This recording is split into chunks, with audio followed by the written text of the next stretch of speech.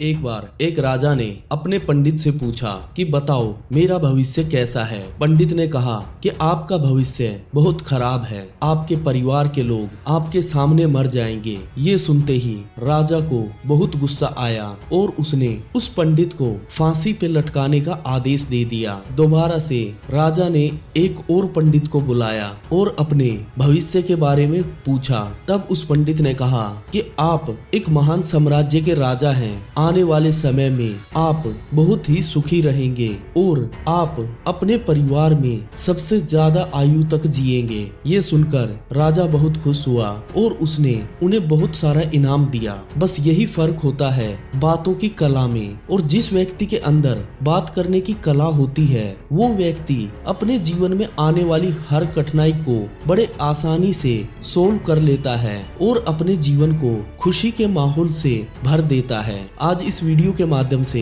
मैं तुम्हें 4 ऐसी चीजें बताऊंगा, अगर तुम उनको अपने जीवन में अपनाओगे तो तुम भी बातों की कला में माहिर हो जाओगे। एक अच्छी कम्युनिकेशन स्किल व्यक्ति को हर जगह फेमस बनाती है। व्यक्ति हर व्यापार में, हर कार्य में सफल बनता है, और अगर व्यक्ति के पास एक अच्छी कम्युनिकेशन स्किल्स नहीं है तो चाहे वो कितना ही हार्ड वर्किंग क्यों ना हो, चाहे उसके पास कितनी ही डिग्रियां क्यों ना हो, वे सब व्यर्थ हो जाती हैं। तुम्हें अगर अपने जीवन में सफल होना है तो तुम्हें भी अपने जीवन में इन बातों की कलाओं को सीखना पड़ेगा, और इसके लिए तुम्हें ये 4 स्टेप अपनाने पड़ेंगे। स्टेप नंबर 1, माहौल के हिसाब से बात करें। जो व्यक्ति बात करने में निपुण होता है वो व्यक्ति हर माहौल को देखकर अच्छे से बात करता है। अगर कहीं पर कोई व्यक्ति किसी से झगड़ा कर रहा हो तो वो वहां जाकर हंसी मजाक नहीं करेगा, बल्कि एक मैच्योर तरीके से उन लोगों के पास जाकर उस झगड़े की वजह पूछकर उसे सुलझाने की कोशिश करेगा, और इसी सब के कारण उस व्यक्ति की इज्जत सब व्यक्तियों की नजरों में बढ़ने लगती है। तुम अगर किसी माहौल में हंसी मजाक कर रहे हो और वो माहौल हंसी मजाक के विपरीत है तो इसका मतलब है तुम लोगों की नजरों में बुरे व्यक्ति बन रहे हो। तो आज से जब भी तुम किसी से बातचीत करो तो कुछ देर के लिए पहले वहाँ के माहौल को समझो कि लोग किस बारे में बात कर रहे हैं और उनकी बातों का टॉपिक क्या है, और तब जाकर अपनी प्रतिक्रिया दो।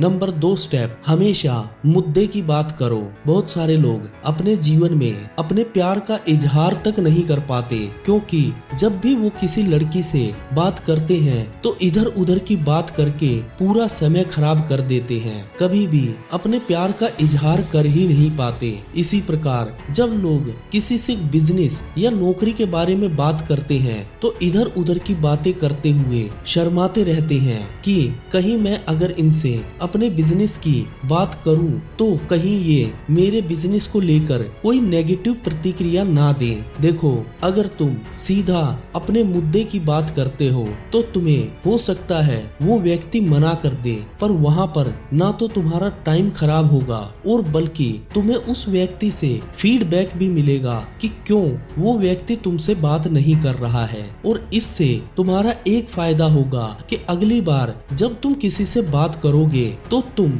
अपने उस नेगेटिव कमेंट को सुधार कर पॉजिटिव में बदलने की कोशिश करोगे। नंबर 3 स्टेप, जब भी किसी से बात करें तो बॉडी लैंग्वेज का यूज करें। अगर तुम किसी स्टेज पर खड़े हो और वहाँ पर एक रोबोट की तरीके से तुम भाषण देने लग जाते हो तो लोगों को ना तो तुम्हारे भाषण में मजा आएगा और ना ही लोग तुम्हारी स्पीच को ध्यान से सुनेंगे। जब तुम अपनी बॉडी का सही उपयोग करोगे, बात करते वक्त हाथों का इस्तेमाल करोगे, लोगों की तरफ देखकर एक स्ट्रॉन्ग रिलेशन बिल्ड करने की कोशिश करोगे, लोगों को अपने भाव समझाने के लिए तुम एक्सप्रेशंस का यूज करोगे, तब उस वक्त लोग तुमसे बिना बात किए ही तुम्हारी बातों को बड़े ध्यान से और सही तरीके से समझेंगे। और जब एक व्यक्ति पब्लिक में अपनी बात को समझाने में सक्षम हो जाता है तो वो व्यक्ति अपने जीवन में हर कार्य में सफल इंसान बन जाता है।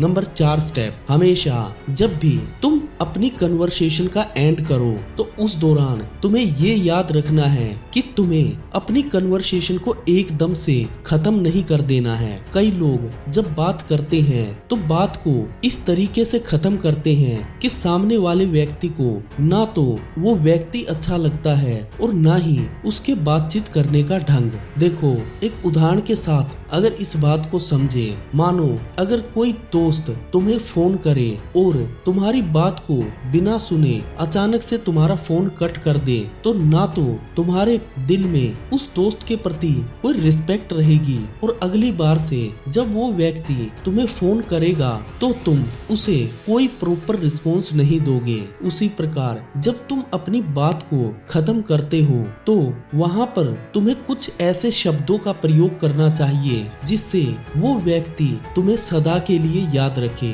उदाहरण के तौर पर तुम उसको कह सकते हो, आज की कन्वर्सेशन में मुझे बहुत मजा आया, मुझे आपसे मिलकर बहुत खुशी हुई, हम जल्द ही दोबारा मिलेंगे। ऐसे कुछ शब्दों का जब तुम प्रयोग करते हो तो सामने वाले के दिमाग में एक अच्छा संदेश जाता है और वो व्यक्ति तुम्हें पूरा जीवन तुम्हारी बातों की वजह से याद रखता है। इन चारों स्टेप्स को अपने जीवन में अपनाओ और अपनी बातचीत की कला में इतने माहिर बन जाओ कि आने वाले समय में चाहे तुम कोई भी बिजनेस करो, नौकरी करो, तुम्हें लोग सम्मान दें और तुम अपने जीवन में एक सफल इंसान बन जाओ। दोस्तों, अगर तुम्हें भी लोगों से बात करने में शर्म आती है तो मैं इसके लिए एक स्पेशल वीडियो बनाऊंगा। इसके लिए तुम अभी चैनल को सब्सक्राइब करो और जितना हो सके हमारी वीडियो को अपने दोस्तों के साथ शेयर करो। जय हिंद दोस्तों।